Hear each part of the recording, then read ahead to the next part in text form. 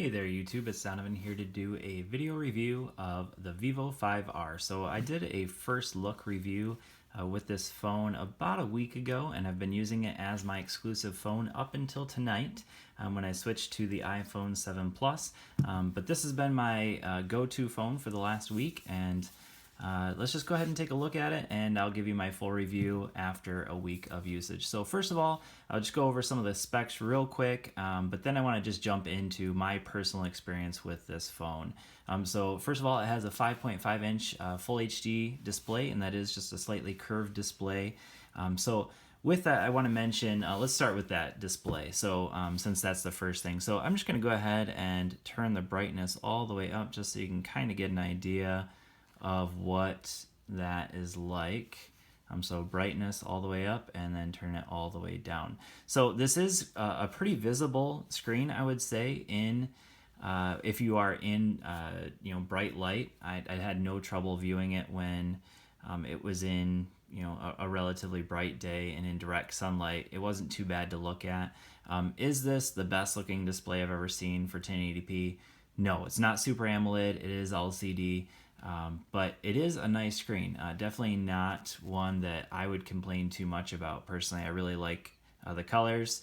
They definitely don't pop like a Super AMOLED display does, but still very good. So that was one of the questions that people had asked on my previous review. So yeah, the octa-core processor is the next thing I want to talk about. So let's talk about the processing speed. So this comes with 3 gigs of RAM and that octa-core 1.3 gigahertz processor. It is a MediaTek processor, and let me just say that in my opinion, this phone has a little more lag than I think it really should for a phone that has the specs. Not that it has high-end specs, but I've used phones like the Blu Vivo XL, the Blu R1 HD, and the Blu R1 HD is only a $60 phone, and I felt like this phone was comparable in terms of lag in some cases, and sometimes it was even worse. So in terms of performance, I mean, for the average person who's coming from a cheap budget phone, they're probably not going to have any problems with it. But if you're someone like me who tests out a lot of phones, and I've used a lot of phones, I would say that there are probably other phones at this price range that you can get that have less lag. For instance, let me give you a few examples. Alcatel Idol 4 has less lag. The Moto G4 is another phone that you get with probably better specs in my opinion, and less lag than this phone. The Honor 5X is still a big popular phone, very popular phone I mean, and that one in my opinion has less lag than this phone. So those are just 3 of the phones that I would say, if it were me, I'd probably go with one of those over this phone. And my preference right now would probably be for the Moto G4, but that's just me. Obviously, that might not be for you. Let's talk about the cameras. So this has a, let's see here, let's go to the back again. It has an 8 megapixel selfie camera and 13 megapixel main camera. And it does have a flash on the back and on the front as well. So that flash is right up there. Can't really see it, but there it is, right there. Okay, so in terms of the cameras, I would say these are very comparable with those other phones I just mentioned. Probably, I would say better than some of them even. So let's see if I have some examples of some pictures that I took here. And this is a frustrating thing because there is no app drawer, but we can go to the camera and take a look at some of the pictures I took. Now I'm a math teacher, so I think there might be some math pictures here. Let's just take a quick look. Yeah, survey. All right, so that was a video I shot with it of a dash cam. More videos. Oh, my daughter. Okay, but anyways, the point is this is a good camera. It's not bad. It's certainly no flagship camera, but it definitely is not a camera that's going to disappoint you either on the front or the back. It takes nice pictures, especially obviously in good lighting. The picture quality is excellent, but in poor lighting, obviously with this being a budget device in less than optimal lighting, you're going to get some grainy photos. That's just the way it is. It's not a flagship. Even flagship phones, in my opinion, end up with some grainy photos, even in the dark. Sorry, I should say in low lighting. So it's not a bad camera. This is definitely not a phone that I would say, go out and buy it because of the camera, but it's also not one that I would say don't buy it because the camera's bad. The camera's not bad at all. So battery life is definitely a selling point for this phone. So you can see I'm at 41% right now. Now I can't tell you for sure because I've only been using this. I got home from work tonight and had the iPhone 7 Plus ready to go, so I switched to that. So not the best example, but let me just show you kind of a quick look at oh shoot, where's the battery? That's another thing. The software on this thing is kind of a little annoying because it's not where you think they should be. There it is, manage battery. Okay, so here's the battery usage. So it's been up for 12 hours. Let's see if we can go. I forget where it's at on this phone. All right, well, it was on there at one point, but I'll have to find it. Maybe it's under here. Battery optimization. I can't remember if this was the right setting or not. But the point being here that the battery on this phone is very good. I was getting up to around 5 hours, I'd say, of screen on time, which is pretty darn good. So this has a 3150 milliamp hour battery. If you had the Blu Vivo XL, which also had very good battery life, this is very comparable to that in terms of battery life. So definitely a selling point for this phone is battery life. Let's talk about the software. So you can see right now I clearly don't have the original software. There's an app drawer which normally isn't on there. So this comes with a launcher called Carefree Launcher. So I'll go ahead and bring that back up, and you can see that there is no app drawer, and it's similar to iPhone, but you can have widgets there. So obviously you can put in widgets unlike an iPhone, but otherwise it's just going to put app and just keep putting them in there. Now you can create folders, of course. That is an option. Just like you can with any other Android, and you can put widgets in there, but there is no app drawer. Now, of course, you can put some launchers on there. So let me just give you a couple examples of some launchers, because this is kind of an issue with this phone. So let's go to, I'll just hit my home button because it'll automatically go to the Google launcher. So Google Now launcher. So here we go. Obviously, this looks just like it normally would. You can get in your widgets and everything. Now let me give you another example. My personal favorite for launchers, whoops, accidentally went to that. My personal favorite launcher is the Nova launcher, so I'm going to go ahead and go into that one. And this is an issue that other people have reported, but so here, this is my normal setup for Nova launcher, and normally I'd have a clock up here. So let me go ahead and try to add a widget, and let's just go in and add the clock I like to have up there. So you see there, it says touch, oh, sorry, didn't do it yet. All right, so I'll go ahead and try to put it in there, and application error. And it doesn't matter which launcher I tried, other than the Google Now launcher, it would always give me that application error, which is kind of an annoying, really annoying, because that forces me to use Google Now Launcher, which I like Google Now Launcher, but I'd like to have the option of using widgets with other launchers like Nova Launcher or Go Launcher, a number that I tried out, and literally the only one that the widgets would work with is Go Launcher and the Carefree Launcher that it comes with. So anyways, that's just a bit of a frustration with the software. One thing I really like about it, though, is that you do have this these quick settings down here at the bottom, which is really nice, kind of like an iPhone. Personally, I kind of like those quick settings at the bottom and not at the top. Now, you do have your notifications still at the top, so that hasn't changed, but you do have these quick, so I can turn Bluetooth on real quick, turn it back off, which is really nice. That's an awesome thing. And then there are a ton of other options down here with the more. So you can see here that there are options that aren't listed in there that you can put up into those quick settings, which is nice. So that's one thing I would say that is a plus in terms of the software for me. That's just my opinion, obviously, and you might have a different opinion, but that's just what I feel. I like that.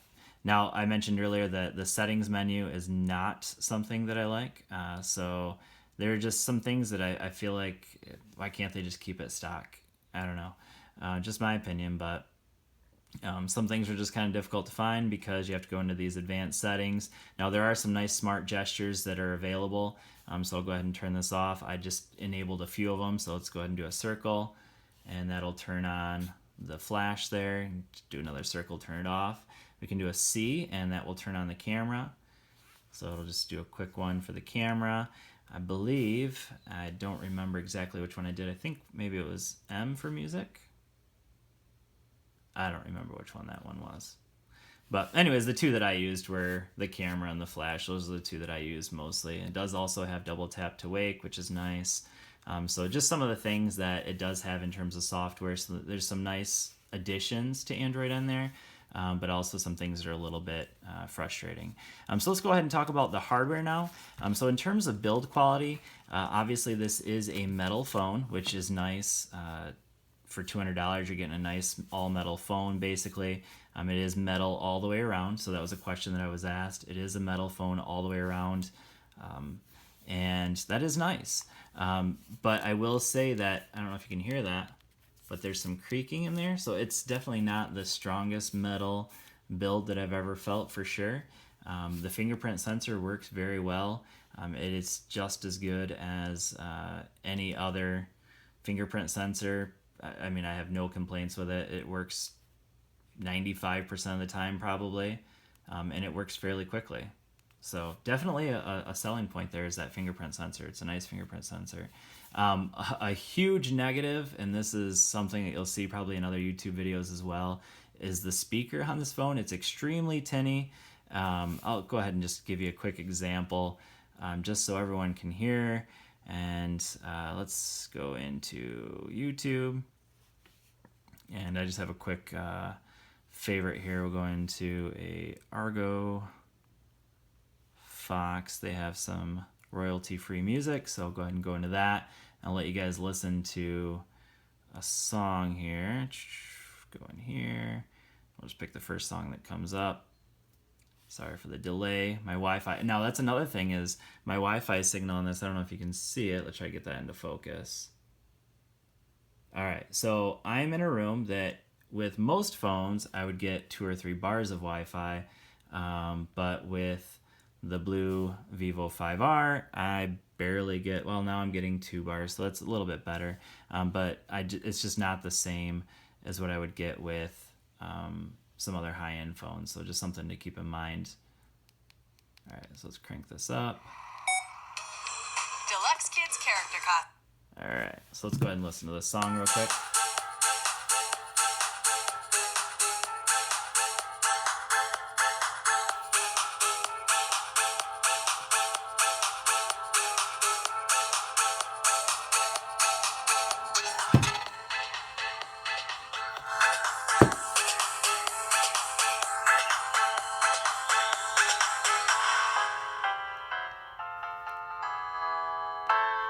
That's all the way up right now.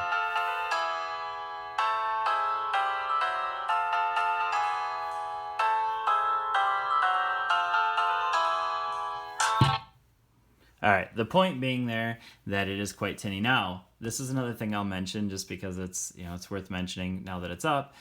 So this does come with 3 gigs of RAM. You can see I got some apps running here. So quite a few, actually. So in terms of multitasking, it's not bad. So we'll just go ahead and go into that. All right, get out of that. And we'll jump into, let's go to My Sports. This is the watch. You can see the TomTom here I got. And so it's not going to go into that very quickly. But the multitasking isn't bad. But watch this when I go to kill all these apps.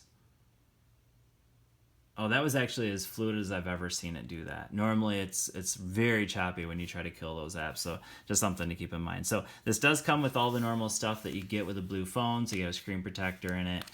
You also get this case with it. It does have a 2 amp fast charger in there that it comes with, along with a micro SD, not micro SD, a micro USB slot there.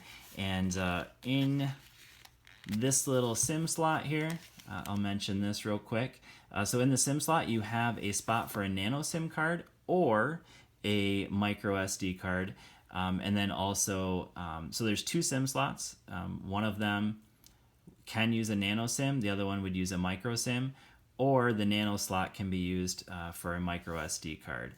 So just something to keep in mind. If you're going to use a micro SD card, you're gonna have to. You'll only have one SIM slot to use. So just something that is a little bit of a limitation, but it's nice that they have the dual SIM and the option of a micro SD card. You just can't use them both at the same time. If you're using a dual SIM, you're not going to be able to put an SD card in there, and vice versa. So just something to keep in mind. Now let's talk about. I think that just about covers everything. All the questions that I had. I think if there's anything I missed and you have a question about it, please just let me know in the comments. This is kind of a long video already, so I don't want to make it too much longer. But if you have any questions, feel free to leave them in the comments, and I'll address those as fast as I can. But anyways, thanks for watching, and hopefully this has been helpful for you. This is the Blu Vivo 5R. Again, like I said, for $200, I just think there's other phones that are a little bit better. Personally, I'm going to be trying out. I'm going to be sending this one back to Amazon. It's definitely not my favorite Blue phone I've ever had. I'm actually going to try the Blue phone that just came out, the Blue Life 1 X2. So that one is going to come with 4 gigs of RAM and 64 gigs of onboard storage, a little bit slower processor, but I'm going to give that one a try. That one goes for $200, or there's the one with lower specs for $149. So I'm going to try that one out, and I'll report back to you on that one. So anyways, thanks for watching, and I will see you all in the next video. Peace.